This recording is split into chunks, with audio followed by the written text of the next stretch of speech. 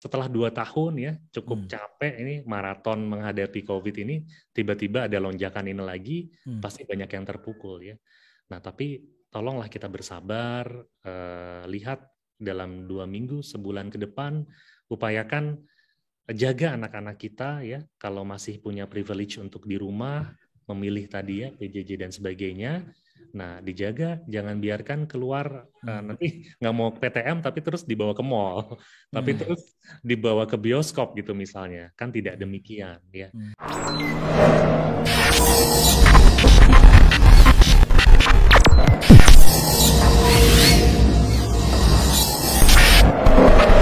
Assalamualaikum warahmatullahi wabarakatuh. Alhamdulillah kita bertemu kembali di podcast Dr. IC Berbagi Stage for the Real Expert. Masih dengan tagline yang sama, duduk manis, berpikir kritis, dan tetap optimis. Dan pada malam hari ini kita kedatangan tamu yang sangat spesial dengan membicarakan topik yang juga spesial. Ya, kita akan kedatangan seorang konsultan dari Pediatric Intensive Care dan juga merupakan ketua dari Satgas COVID PPIDAI. Wah, Ikatan Dokter Anak Indonesia. Jadi udah kebayangkan apa sih yang mau kita omongin ya. Tapi sebelum itu saya panggilin dulu nih emak-emak yang cerah yang cerah ceria. Teman saya, sahabat saya Riz Kartatmaja. Assalamualaikum Riz. Waalaikumsalam warahmatullahi wabarakatuh. Sehat ya dok? Alhamdulillah. Kirain kenapa? Udah nggak biasa nembak-nembak, ternyata masih. Kebiasaan nggak akan hilang tuh nembak dari dulu. Tapi sekarang kita didampingi juga sama mama yang lain nih ya. Jadi ya mama yang memang haus dengan ilmu ya. Mbak Lia Karyani. Ini udah lama saya nggak ketemu. Assalamualaikum. Waalaikumsalam. Kabar dok? Iya, baik. Alhamdulillah ya. Udah berapa tahun kita nggak ketemu nih? Bayangin aja sekarang Ru udah kelas 7. Dari masih balita. Iya, dari 2 tahun sampai 3 tahun ya teh ya. Oke. Udah kelas 7. Sebelum kita ngomong ngelantur karena udah lama gak ketemu, kita panggil aja langsung narasumber yang sangat istimewa pada malam hari ini ya. Dr. Yogi Prawira, spesialis anak konsultan. Assalamualaikum Gi. Waalaikumsalam warahmatullahi wabarakatuh. Gimana? Sehat Mas? Sehat, alhamdulillah. Alhamdulillah. Aduh, gua udah tua banget ya dipanggil Mas ya sama Yogi ya. Gi, langsung aja Gi ya mengenai topik yang kita pengen omongin atau pengen diskusikan pada malam hari ini mengenai Omicron pada anak. Jadi kan lagi booming ya. Yeah. COVID virus jenis Omicron pada anak. Seberapa bahayanya sih pada anak gitu ya. Ini topik besar kita pada malam hari ini. Gimana Gi? Pada anak tuh gimana sih gitu? Ya, jadi kalau bicara tentang COVID ya dengan varian-variannya, Omicron ini sebenarnya kan sudah menjadi varian of concern dari WHO tuh dari 24 November 2021 ya. Nah, jadi awalnya itu di Afrika Barat kalau nggak salah, mereka menemukan ada satu varian baru yang jauh lebih infeksius ya, kira-kira 2-4 kali lebih infeksius dibandingkan Delta. Jadi kalau masih ada yang lupa ya, pertengahan tahun lalu bagaimana overloaded-nya rumah sakit ya. Pasti semua dari kita pernah ngalamin lah mencarikan rumah sakit untuk kerabat, entah tetangga, entah saudara, entah siapa gitu ya, nggak dapat keliling-keliling. Nah ini dia lebih infeksius, mungkin sekitar 2-4 kali, bahkan ada yang mengatakan sampai 5 kali. Ya, itu bad news-nya ya.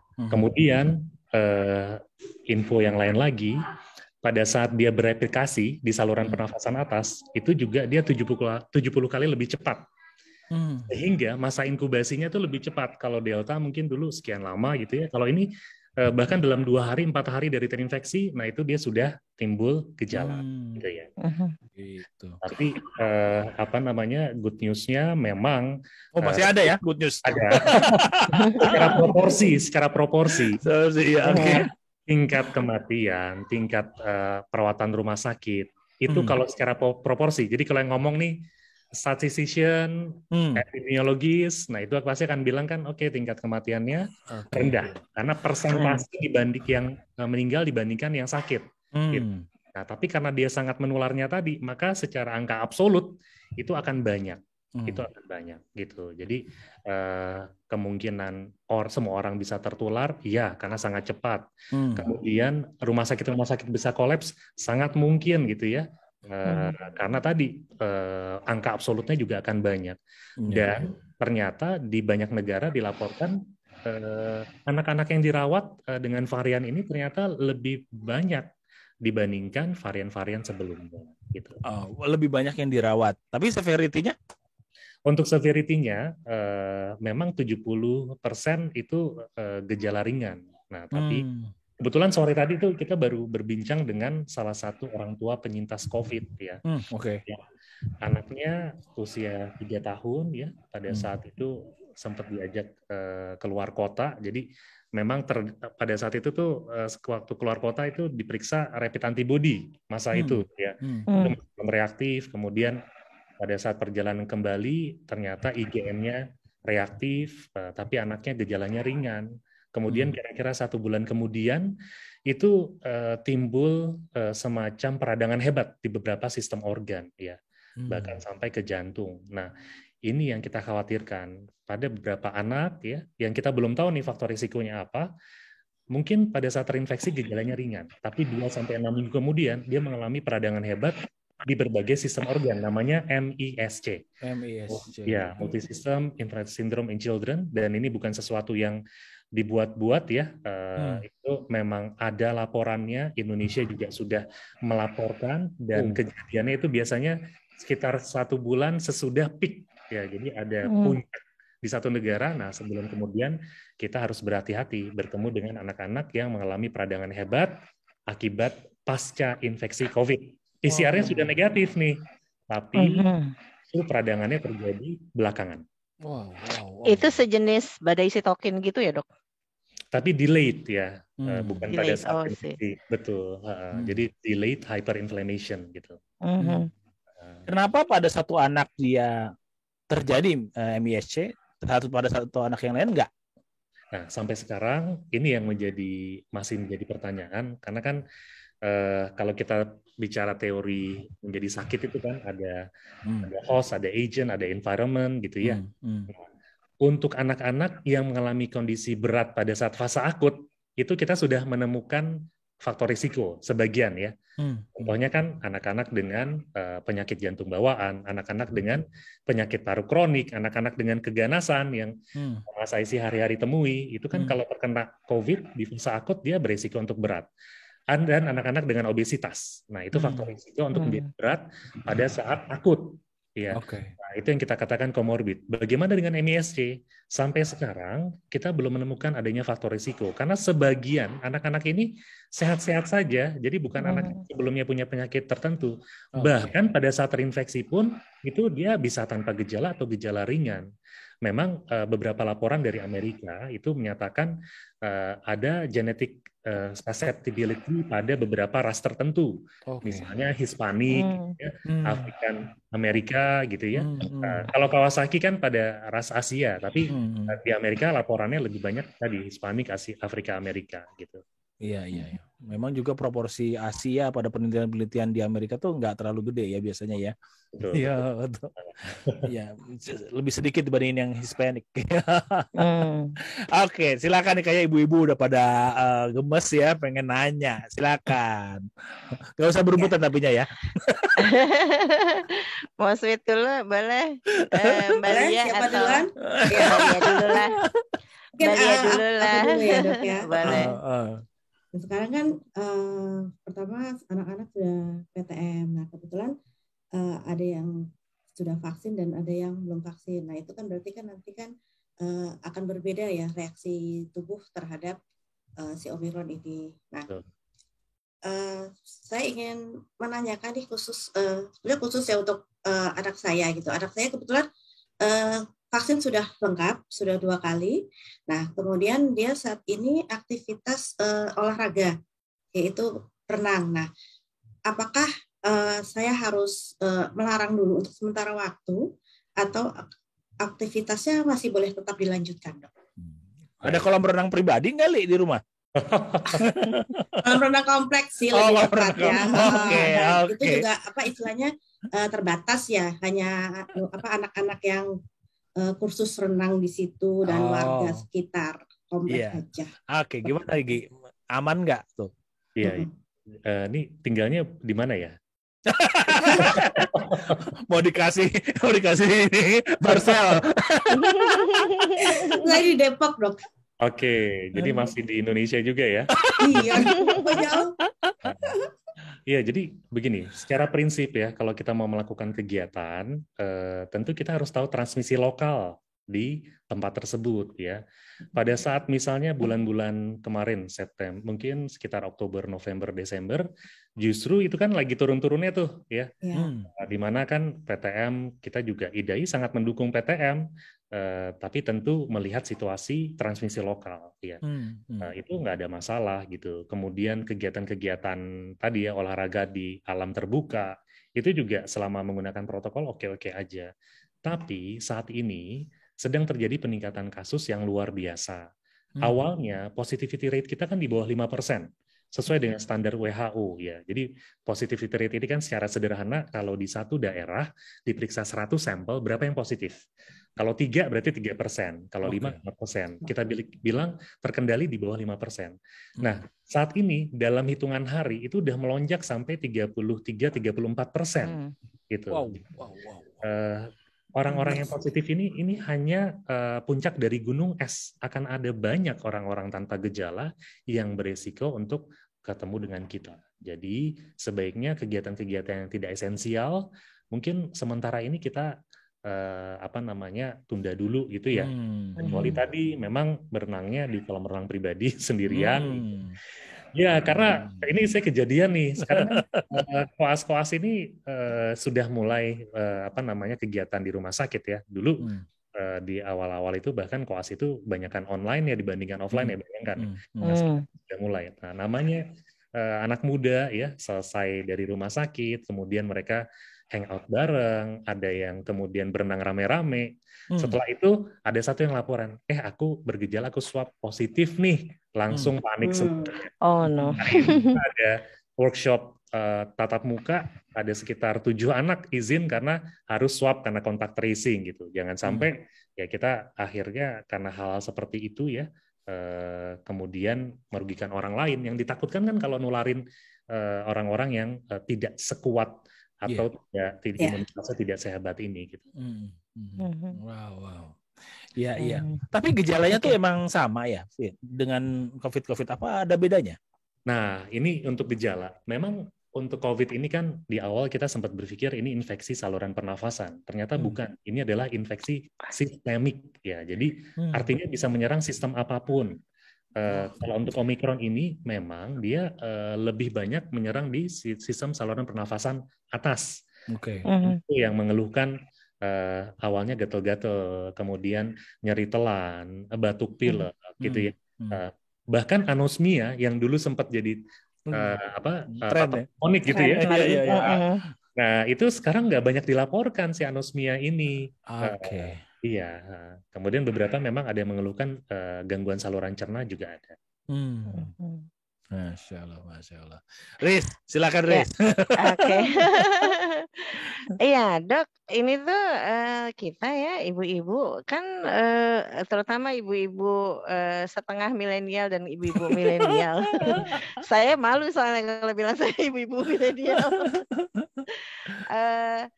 Kan sering banyak kita ini dibom oleh informasi yang saya nggak tahu gimana nyari kevalitannya gitu. Makanya di kesempatan ini saya pengen nanya, Dok, konon gitu ya di sebuah acara televisi gitu ada seseorang yang mengatakan bahwa Omikron ini tidak lebih berbahaya dari Delta karena pada fitrahnya Omikron ini setiap virus ketika dia bermutasi dia akan selalu lebih lemah karena dia butuh inang. Jadi dia tidak lagi punya serangan yang cukup kuat terhadap inangnya. Nah, seperti yang tadi seperti yang tadi Dokter Yogi katakan bahwa umumnya Omikron ini menyerang saluran pernapasan bagian atas, Dok. Tapi kalau misalnya ISPA biasa kan harusnya tidak berbahaya ya, Dok. Nah, ketika si Omikron ini menyerang bagian atas, kondisi seperti apa yang kira-kira bisa kritis pada anak atau justru malah mengancam nyawa anak, Dok? Baik, jadi gini, narasi-narasi yang tadi ya, Omikron tidak berbahaya. Bahkan narasi ini sebenarnya sudah ada sebelum Omikron gitu ya. COVID itu tidak berbahaya dan sebagainya. Ini adalah narasi-narasi yang terbilang mungkin nggak cocok gitu ya untuk di masyarakat Indonesia. Ya kenapa? Karena setelah itu bablas gitu. Dan ya cerita ini tuh pasti ada lanjutannya gitu ya. Nah, sebagian besar yang terinfeksi Omikron ya secara persentase mungkin gejalanya ringan. Nah, tapi derajat sakit COVID ini kan sesuatu yang sifatnya dinamis. Mulai dari tanpa gejala, ringan, sedang, berat, kritis, kemudian ada tadi yang pasca infeksi. Jadi seorang yang tadinya tanpa gejala bisa jadi berubah menjadi gejala ringan, bahkan sedang, kemudian berat, bahkan sampai masuk ICU. Itu ada. Beberapa orang yang memaksakan isoman walaupun sudah tahu ya, misalnya punya komorbid atau vaksinasinya tidak lengkap. Justru setelah hari ke-5, hari ke-7 baru timbul yang tadinya cuma pegel-pegel, mulai batuk-batuknya, dahaknya kental, susah dikeluarkan, mulai sesak dan sebagainya. Gitu. Jadi sama seperti kalau bicara SKB 4 Menteri ya. Halaman pertama bilangnya PTM 100%. Setelah itu kan berikutnya ada banyak syarat-syarat, ada surveillance, ada macam-macam lah. Cuma orang bacanya cuma halaman depannya doang gitu. Nah, jadi ini narasi yang menurut saya terlalu jadi kesannya kayak istilahnya menggampangkan ya. Sekarang sehingga yang terjadi adalah saat ini untuk mencari rumah sakit seandainya ada keluarga kita yang butuh perawatan itu sudah mulai sulit ya. Sudah mulai sulit dan ini baru awal. Ini belum puncak. Belum peaknya ya. Belum peaknya. Nah, dan kalau bicara tadi ya orang-orang yang mengatakan secara persentase, misalnya katakanlah tingkat kematiannya kalau dulu Delta mungkin 2-3%, kalau sekarang mungkin di bawah 0,5%. Katakanlah demikian ya. Kesannya kan 0,5 nih sedikit ya. Nah, kalau yang ketularan itu misalnya 10 juta ya, 100 juta misalnya, 0,5% itu berapa? Dan ini orang tua, ini saudara, ini mungkin anak, keponakan, ini manusia gitu. Dan sebagai dokter yang hari-hari berhadapan, itu kita nggak bisa melihat ini hanya sebagai angka-angka saja. Gitu. Nah, anak kecil dirawat karena COVID, ya. Kemudian kita ketemu beberapa yang anaknya positif, orang tuanya tidak, gitu ya. Ini ketemu yang seperti itu. Nah, bayangkan. Seandainya orang tuanya dia harus ikut masuk, maka dia risiko terpapar. Beberapa akhirnya memutuskan, oke, anaknya saja. Nah, tapi anak 8 tahun, 10 tahun gitu ya, bahkan yang 16 tahun aja kadang nangis-nangis, kalau ada dipisahkan gitu kan, dari orang tuanya karena harus isolasi sendiri di rumah sakit. Yang seperti itu tuh nggak terpikirkan gitu ya. Nah, kemudian sekarang, bagaimana dengan bagaimana dengan anak-anak yang akhirnya ternyata membutuhkan perawatan khusus ya. Setelah 2 minggu terakhir ini saya merawat satu anak usia 2 bulan ya. Awalnya tertular batuk pilek dari kakaknya. Kemudian dipikirkan orang tua, oke, batuk pilek biasa. Oh, anaknya ASI ya. Imunitasnya baik, nggak ada masalah. Tapi kemudian batuk pileknya semakin berat. Setelah itu dirawat, dalam perawatan memburuk. Akhirnya karena dia memburuk dengan cepat, dilakukan swab, hasilnya positif.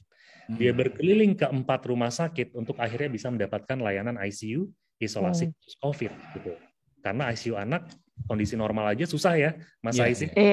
Apalagi ICU anak khusus COVID. Ya, alhamdulillahnya akhirnya bisa tertolong, bisa selamat, bisa pulang gitu. Tapi bayangkan kalau nggak mendapatkan layanan yang seharusnya dia dapatkan, karena tadi keterbatasan fasilitas dan sebagainya. Ini kita bicara Jakarta dan sekitarnya loh, gitu ya.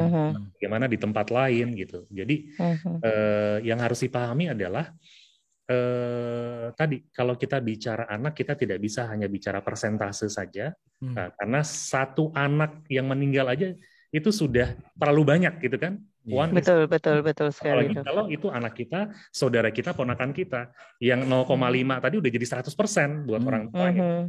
Ya, saya kadang-kadang agak gimana ya kalau pada saat rapat, pada saat advokasi dan berhadapan dengan orang-orang yang bicara angka dan tidak lihat di lapangan seperti apa, rasanya pengen, Pak, yuk ikut saya visit ke ICU yuk, gitu. Iya benar dok. So COVID is not a common cold gitu ya dok, karena kan isunya yang beredar di kalangan ibu-ibu tuh, oh nanti COVID itu akan jadi batuk pilek biasa gitu. Ya. Paling tidak enggak gitu, belum saat ini gitu ya dok. Saat ini belum ya. Kemudian mungkin salah satu alasan kenapa kan dibandingkan nih orang dewasa yang pernah divaksin komplit bahkan booster dengan orang dewasa yang belum pernah divaksin di Amerika contohnya. Ternyata kan tingkat perawatannya, tingkat rawat ICU-nya, tingkat kematiannya yang divaksin jauh lebih rendah. Ya. Jadi itu salah satu kalau vaksinasi ini cukup efektif. Nah masalahnya anak kan baru mulai. Kemudian anak usia 6 tahun bahkan baru mulai Desember kemarin gitu kan. Ya kita harus berhati-hati ya. Satu kabar baiknya adalah ada satu penelitian untuk anak di atas 12 tahun yang mendapatkan vaksinasi tapi yang platformnya mRNA. Nah itu bisa menurunkan resiko MISC cukup signifikan dibandingkan anak-anak yang belum divaksin. mRNA itu Pfizer ya dok? Ada Pfizer, ada Moderna, ada beberapa. Ya. Soalnya kalau kita bicara soal RNA, Mama kadang-kadang suka nggak nyambung tuh dok. Kita taunya merek. Makanya gue pengen bilang itu merek tuh. Iya. Gak boleh nyebut merek ya? Oh nggak boleh nyebut merek ya? Iya. Ya memang di Amerika juga pernah aku lihat juga penelitian yang bilang 25% ya bisa mereduksi virulensi dari Omikron ini kalau udah divaksin ya. Iya betul. Gila. Tapi memang peak-nya tuh kan jauh lebih hebat ya daripada Delta. Pengalaman di luar ya.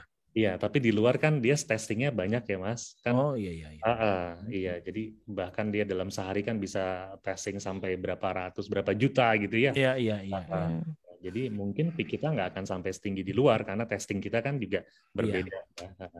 Prediksinya kira-kira kapan dok sampai peak nih?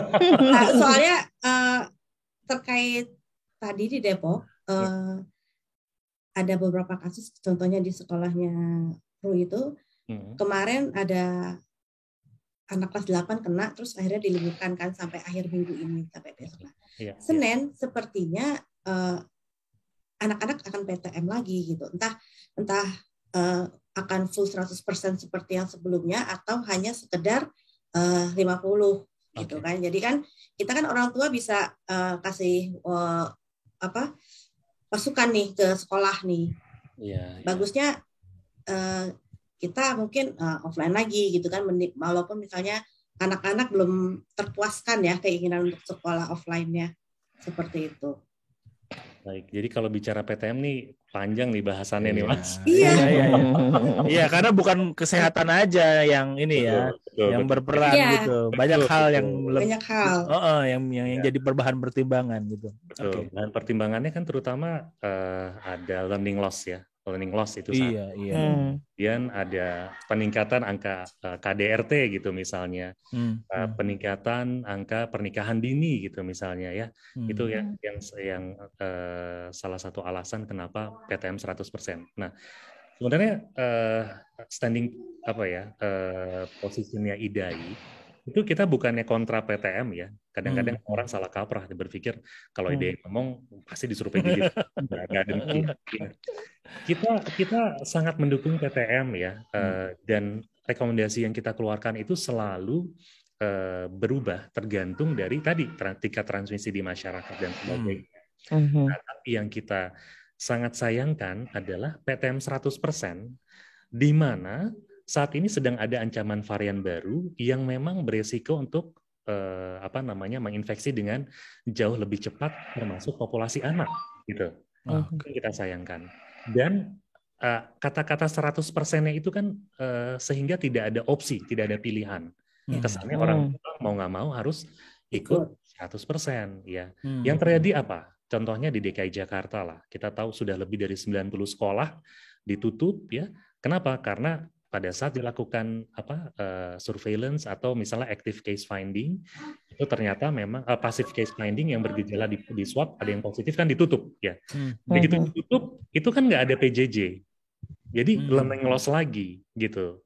Ya, jadi tujuan utamanya tidak tercapai. Makanya kami selalu menyampaikan kepada pengambil kebijakan, pertama masalah tadi ya, masalah learning loss, masalah mental health, masalah gangguan sosialisasi, ADRT, peningkatan dini, ini tolong jangan dipahami sepotong-sepotong gara-gara sekolah PJJ. Bukan. Kalau gara-gara sekolah PJJ, begitu dia PTM, kelar urusan. Kan nggak demikian. Ini terjadi karena kegagalan kita mengendalikan pandemi, gitu. Sehingga apapun kita lakukan untuk berusaha mengendalikan pandemi. Salah satu caranya tentu mencegah jangan sampai sekolah menjadi klaster penularan, gitu kan. Makanya kalau IDAI itu salah satu mensyaratkan tadi transmisi lokal terkendali, kemudian tingkat vaksinasi guru, lansia itu mungkin 100%. Untuk anak-anak juga disarankan yang sudah divaksinasi. Karena kita tahu sesudah vaksin kedua, 2 minggu kemudian itu baru berefek. Jadi kalau baru di launching vaksinasinya bulan Desember, awal Januari kemudian sudah harus, akhir Desember ya, awal Januari kemudian sudah harus masuk PTM, maka sebenarnya belum ada efek dari vaksinasi. Gitu ya. Belum efektif berarti ya vaksinnya. Belum, ya sudah vaksin kedua gitu. Kan kita maunya kasih perlindungan sebanyak-banyak ya kan, lapisan perlindungan sebanyak-banyaknya gitu. Jadi ya ini poin-poin yang akhirnya kita melakukan rekomendasi, salah satunya adalah PTM 50% untuk kasus-kasus tertentu. Karena kalau 100% tadi ya, anak kelas 3 nih yang tahun ini sudah mau ujian lulus sekolah gitu kan, pada saat dia ngerasa nyeri telan gitu ya, pilek-pilek dikit, udah nggak apa-apa lah saya masuk gitu, daripada saya ketinggalan pelajaran karena nggak ada pilihan PJJ. Ternyata setelah itu dia diswab positif, klaster lagi gitu kan. Sementara kalau dia dikasih opsi, maka dua-duanya tetap bisa jalan. Juga guru-gurunya, kan nggak semua guru itu muda-muda gitu kan, nggak punya komorbid. Betul. Yang khawatir, deg-degan ini mau sekolah lebih deg-degan gurunya gitu. Mereka diajarkan, dikasih, kan ada waktunya kemarin 2 tahun kan untuk ngajarin bagaimana memberikan PJJ secara lebih efektif ya, sehingga tadi atau guru-guru yang ternyata dia terpapar bergejala nggak maksain masuk juga buat ngejar absensi dan sebagainya gitu. Kalau kita memberikan opsi gitu. Kembali lagi orang tua harus dikasih pilihan karena mereka yang tahu bagaimana kondisi anaknya, bagaimana kondisi keluarganya. Ya, betul. Keluarga di Indonesia ini kan tinggalnya 3 generasi ya. Ada kakek nenek, ada orang tua, ada cucunya gitu. Nanti dia bawa pulang COVID ke rumah, kakeknya habis itu masuk ICU. Nah, nanti bayangkan rasa bersalah nanti yang dirasakan oleh anaknya. Jadi banyak sekali pertimbangan yang menyebabkan ya kita sebenarnya cukup keras untuk yang kita tolak adalah 100%-nya ini. Karena tadi tidak memberikan opsi anak-anak dengan komorbid bagaimana kalau mereka, betul. Kalau mereka memang punya komorbid, pasien-pasiennya Mas Aisy nih yang pasca kemo gitu ya, habis dapat steroid lama kemudian belum bisa divaksin, pengen sekolah kan dan berhak untuk sekolah, tapi nggak ada pilihan gitu, harus 100% masuk. Nah, habis itu terpaksa mesti dirawat dan sebagainya, kan kasihan ya. Padahal mereka juga berhak untuk belajar. Oke. Wow. Tapi peak-nya kita belum tahu ya, peak-nya kapan ya? Peak-nya belum tahu, Mas. Belum tahu. Tapi kalau belajar dari banyak negara itu kan rata-rata 30-40 hari dari awal ya. Iya, dari awal dia terdeteksi. Tapi tadi tergantung kapasitas tracing kita sebenarnya. Iya. Dan kalau kita ngelihat pengalaman di Afrika Selatan, di UK, di US gitu kan, dia setelah peak itu langsung lebih cepat hilangnya dibandingin Delta. Is it really? Agak sedikit berbeda ya antara Afrika, antara dengan UK, dengan Amerika ya. Dan kita harus melihat apa namanya tadi sih potret besarnya. Karena gini, kan kita tahu sendiri nih UK kan mereka udah bilang oke, sudah selesai dengan pandemi sampai masker dan sebagainya. Nah, tapi tingkat vaksinasi mereka berapa? Oke. Rasio dokter dengan penduduknya itu berapa? Kapasitas rumah sakitnya itu seperti apa gitu kan? Nah, kita jangan cuma mengambil sepotong-sepotong aja kan? Nah, kemudian kalau untuk Amerika, terus terang laporan terakhir bahkan jumlah yang meninggal itu sudah lebih banyak dibandingkan waktu Delta. Karena tadi angka absolutnya jadi besar sekali karena dia sangat menular gitu. Tapi kalau ngomongin proporsi, kesannya kecil. Ya, proporsi tergantung dari penyebutnya ya. Kalau penyebutnya banyak ya udah dianggap kecil gitu. Oke. Silakan Riz. Dok, seberapa besar peran vaksinasi nih dok? Ini kan orang tua masih banyak yang galau nih dok, mau vaksin atau tidak. Karena kan alasannya sudah vaksin 2 kali, tapi masih bisa kena walaupun berkali-kali dibilangin bahwa vaksin itu bukan perisai 100%. Tapi sebenarnya kalau misalnya dokter mungkin bisa menjelaskan lebih dalam, seberapa besar peran vaksinasi dalam mencegah kondisi yang terburuk terjadi pada anak dan mungkin kalau ada datanya mungkin dok. Baik, jadi dari CDC salah satunya itu ya, orang-orang yang divaksin itu dia menurunkan risiko rawat inap tuh sampai 17 kali lipat dibandingkan yang tidak divaksin ya, tapi itu populasi semua umur ya. Kemudian yang tadi saya sampaikan ya, anak-anak usia di atas 12 tahun yang sudah mendapatkan vaksin mRNA base itu ternyata insidence MISC-nya itu bisa jauh lebih ditekan ya. Jadi menurunkan risiko MISC. Dan yang mRNA base ini maksudnya termasuk yang booster aja atau mesti tiga-tiganya? Yang mereka kerjakan pada saat itu kan memang belum ada booster ya. Jadi anak ya. Memang dosis pertama dan keduanya itu mRNA base ya. Itu menurunkan resiko MISC.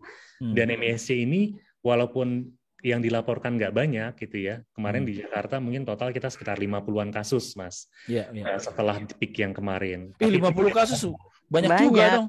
Ya, tapi satu anak itu tadi butuh perawatan sekian lama. Kemudian beberapa anak bahkan setelah diberikan obat, kan salah satu pilihan obatnya imunoglobulin ya, dan itu harganya luar mahal ya. Tidak semua mampu, tidak semua mengcover gitu kan. Nah, kemudian beberapa anak bahkan setelah pengobatan secara protokol yang sesuai itu ternyata gangguan fungsi jantungnya menetap gitu. Ada beberapa anak yang akhirnya dia mengalami kardiomiopati, jadi otot jantungnya seperti ada gangguan. Tadinya anaknya lincah, lari-lari, sekarang bergerak sedikit aja capek ngos-ngosan. Kita nggak tahu yang mana yang kena, yang bakalan kena. Jadi namanya adalah pencegahan. Dan itu nggak bisa diprediksi dari beratnya si COVID sebelum dia kena MSSC ya? Betul. Karena ternyata sebagian besar kan ini terjadi pada anak-anak yang tadinya ringan. Oke. Ajaib juga tuh ya. Gimana ininya ya, mekanismenya ya. Satu lagi dok, kalau misalnya si anak ini sudah pernah kena Delta, kemungkinannya gimana dok? Kalau dia sudah pernah kena Delta dan dia sudah 2 kali vaksin, kemungkinan ketika nanti dia kena Omikron. Misalnya kalau dia terpapar itu prognosisnya gitu dok, kemungkinannya akan seperti apa kira-kira gitu dok? Baik, jadi ini kan semua ikhtiar ya. Dan mungkin pernah tahu tentang Swiss cheese hazard theory ya, dulu pernah kita bahas tuh. Setiap lapisan perlindungan itu seperti keju Swiss yang bolong-bolong.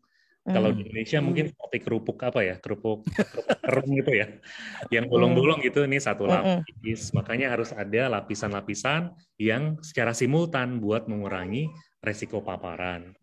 Ya, jadi lapisan pertama yang 3T yang kita selalu kejar, pemerintah tolong testing, tracing, treatment gitu kan. Kemudian lapisan kedua 5M yang semua orang itu harus bertanggung jawab mengerjakannya. Pakai masker dengan cara yang benar, dan nggak mudah loh pakai masker dengan cara yang benar hari gini. Kadang-kadang foto bareng aja mesti ada 2 versi, pakai masker nggak pakai masker gitu. Itu kan udah menunjukkan kalau nggak paham ini maksudnya pakai masker gitu.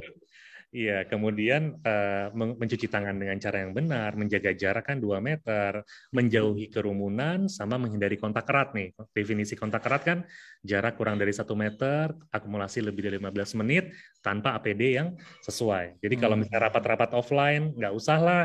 Sehabis setelah itu diikuti makan-makan. Mendingan kalau emang ada budget buat makan, pakai tepak aja bawa pulang gitu kan. Iya, karena berapa kali nih kita biasa rapat, habis itu ada makan ringan gitu, terus habis itu besoknya ada yang ngabarin, ternyata saya positif, langsung semuanya tracing. Sekarang seperti itu. Nah, kemudian lapisan berikutnya apa? Vaksinasi. Nah, vaksinasi, setiap vaksin memang untuk anak kan kita bicaranya pertama safety dulu ya, safety, kedua baru efficacy ya. Nah, kenapa CoronaVac atau Sinovac itu yang salah satu yang kita dahulukan?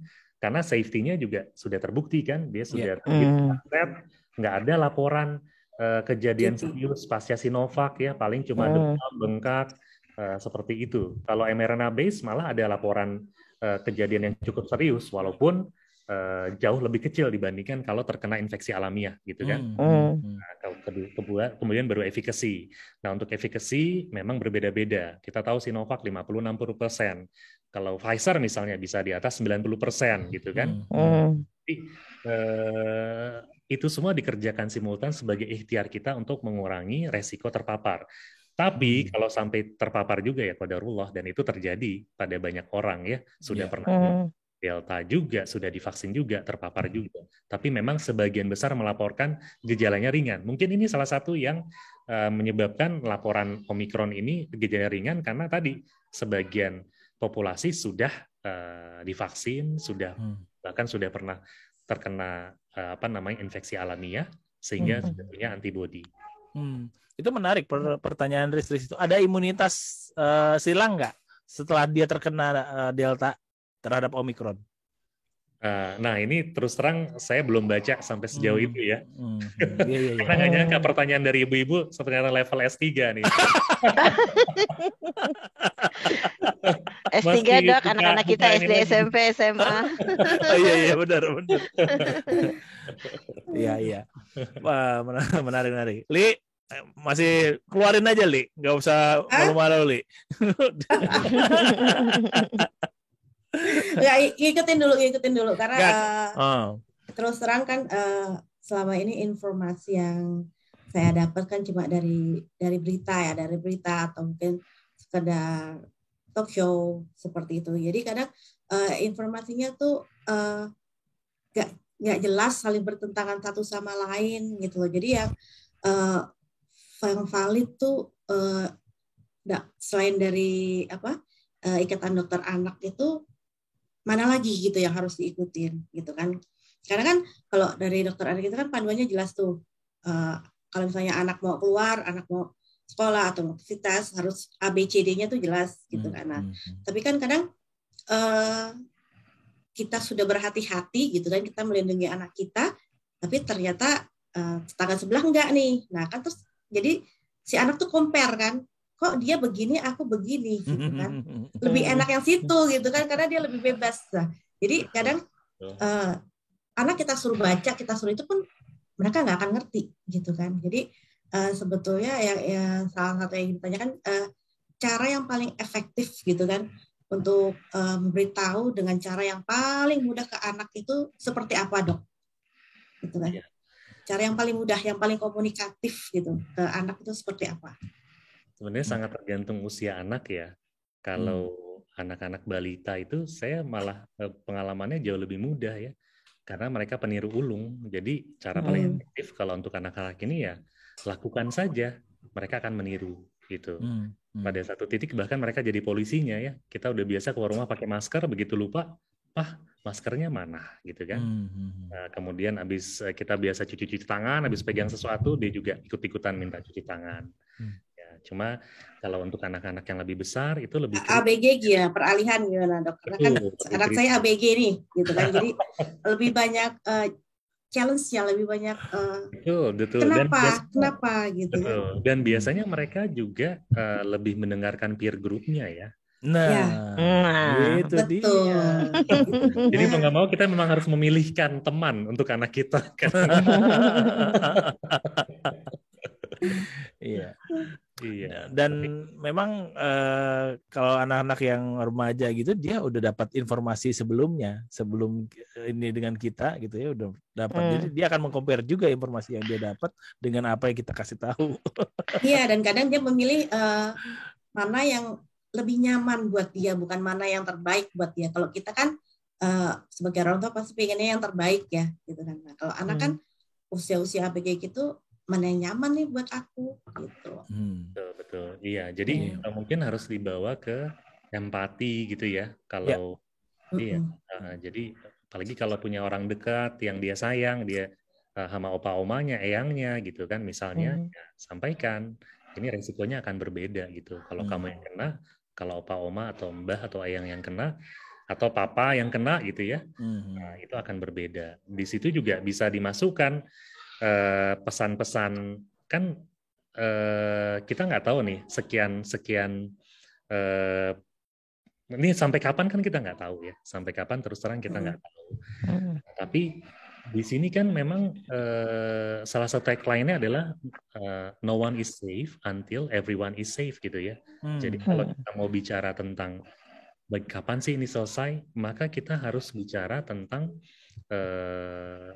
kesetiakawanan dan rasa empati gitu.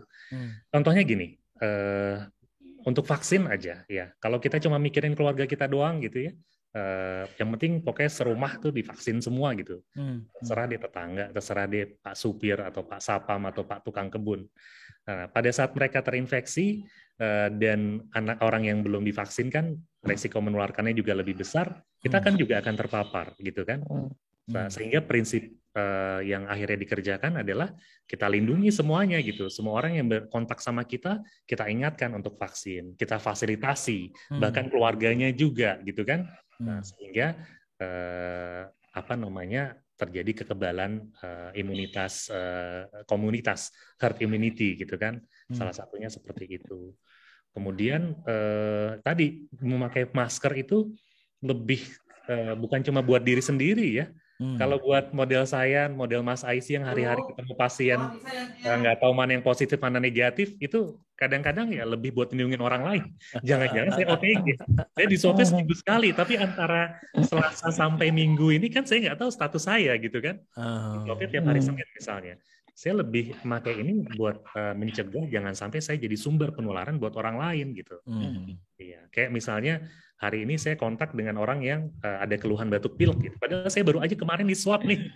Jadi akhirnya mau keluar rumah nih, udahlah saya tunggu, saya mau swab pulang dulu gitu. Kadang-kadang sampai sebegitunya gitu, biar jangan jadi sumber penularan buat orang lain. Boleh saja kita nggak apa-apa, tapi kalau sampai dianya nularkan lagi, ada yang dirawat, ada yang sakit kritis, ada yang meninggal, apakah kita tidak menjadi serial killer jadinya gitu kan?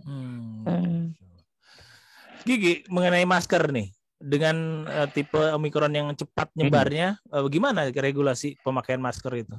Oke ya, jadi kalau saran saya sih naikkan level deh ya.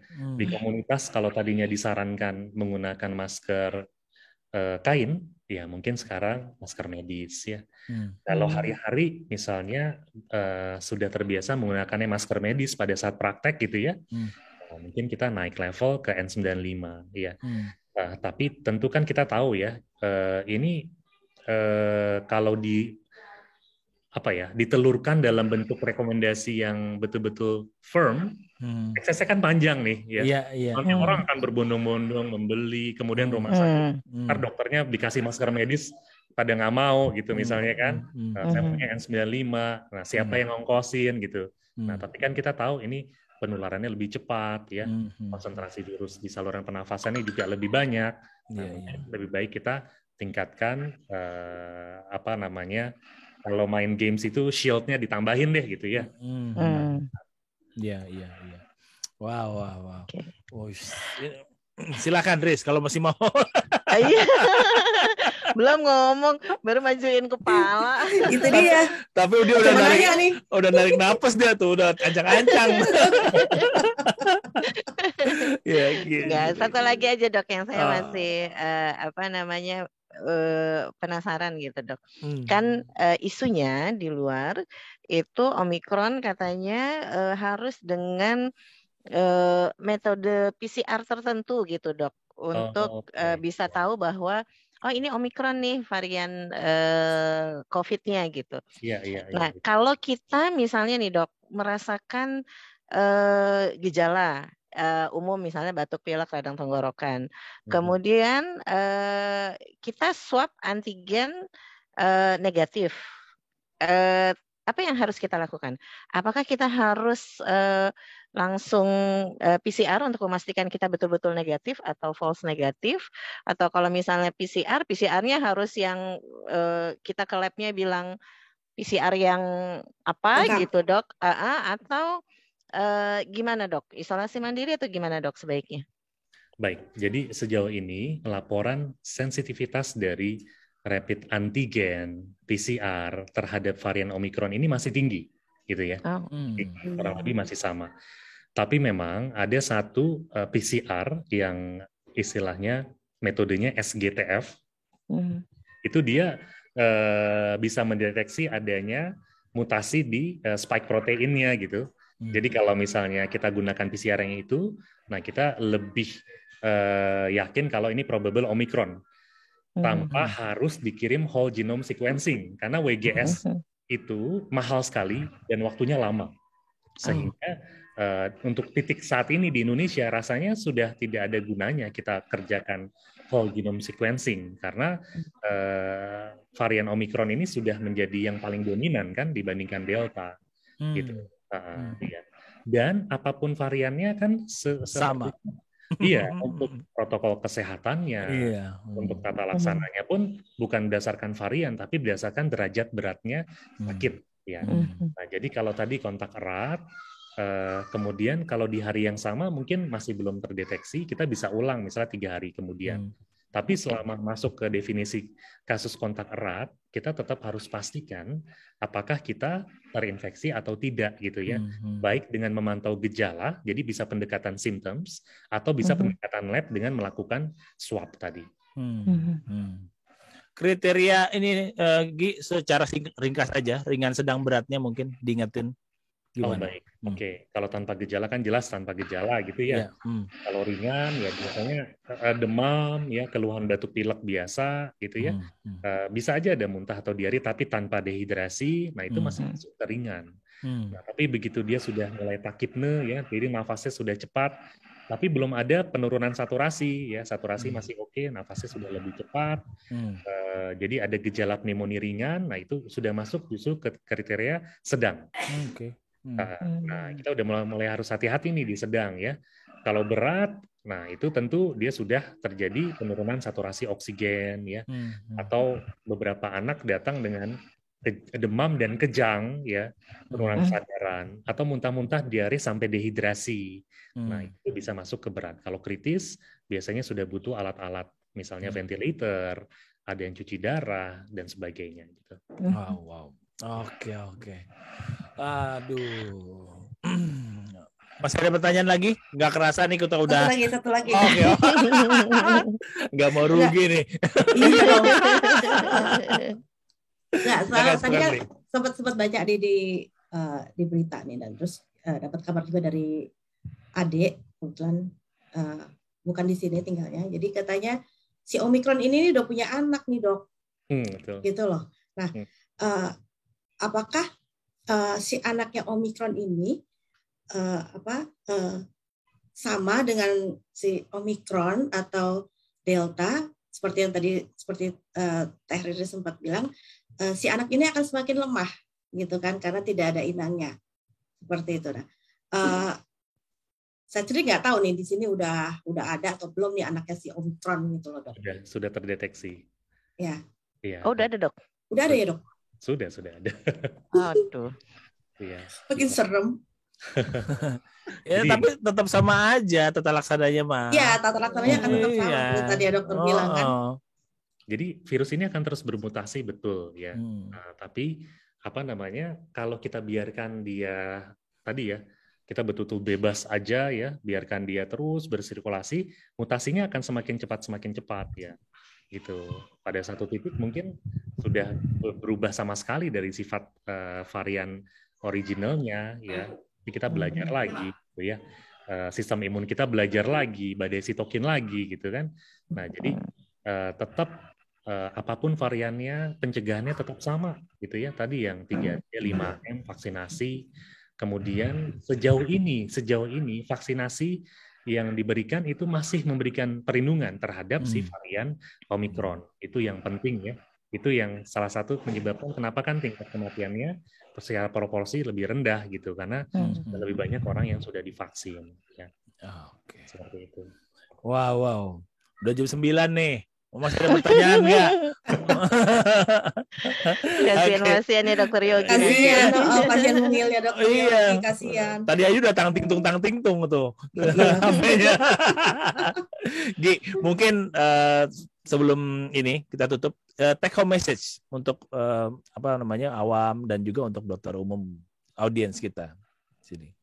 Baik. Ya, kondisi saat ini tentu berat ya, karena berbeda dengan di awal-awal ya. Kita mungkin masih punya banyak energi, masih punya banyak secara mental juga kita masih cukup oke lah. Tapi sekarang terus terang setelah 2 tahun ya cukup capek ini maraton menghadapi COVID ini, tiba-tiba ada lonjakan ini lagi, pasti banyak yang terpukul ya. Nah tapi tolonglah kita bersabar, lihat dalam 2 minggu, sebulan ke depan, upayakan jaga anak-anak kita ya, kalau masih punya privilege untuk di rumah, memilih tadi ya PJJ dan sebagainya. Nah, dijaga, jangan biarkan keluar nanti nggak mau PTM tapi terus dibawa ke mall, tapi terus dibawa ke bioskop gitu misalnya, kan tidak demikian ya. Karena seberat apapun yang kita hadapi sekarang, itu tidak akan seberat yang dihadapi orang tua yang anaknya dirawat di ICU karena sakit kritis, anak COVID ya. Bayangkan anak sakit kritis, harusnya kita nemenin, nggak boleh, namanya ICU COVID nggak bisa didampingin, ditemuin aja nggak bisa, cuma bisa pakai video call misalnya. Ya, itu. Jadi pencegahan adalah yang paling utama. Oke. Terima kasih banget nih Dr. Yogi Prawira, spesialis anak konsultan. Tapi jangan lupa sebelum diakhiri, Rizri sama Lia kasih ini ritual Dr. Aisy berbagi, kasih pesan terhadap narasumber. Silakan Li. Oke, terima kasih Dr. Yogi, penjelasannya mudah dimengerti, terutama untuk yang sangat-sangat awam dengan dunia kedokteran seperti saya. Jadi, saya terima kasih. Mudah-mudahan saya bisa tetap menerapkan 5M-nya ya, terutama kepada si anak ABG ini gitu kan. Tadi sempat awal dok. Jadi sepertinya butuh effort untuk memberikan pengertian lebih ya kepada para anak-anak ABG, karena bagaimana juga mereka sudah mulai bisa memilih gitu kan, mereka sudah bisa mulai mencerna situasinya seperti apa. Seperti itu. Suruh nonton aja episode kali ini ya. Yeah. Nanti dia minta ikutan loh dok. Minta ikutan ya. Coba sekali bikin sesi khusus dok. Jadi para dokter berdiskusi dengan para anak-anak ABG tentang seru itu pasti dok. Jadi itu kayak pas kita kalau di praktek ya, ada anaknya sama ibunya, kita yang disuruh nasihatin. lebih manjur itu lebih manjur. Mereka lebih mendengar saat ini, lebih mendengarkan orang lain daripada orang tua. Oke. Silakan, Riz. Ya dok, saya juga berterima kasih banyak atas penjelasan Dr. Yogi. Kebetulan dok, saya adalah relawan COVID, Satgas COVID di kecamatan tempat tinggal saya.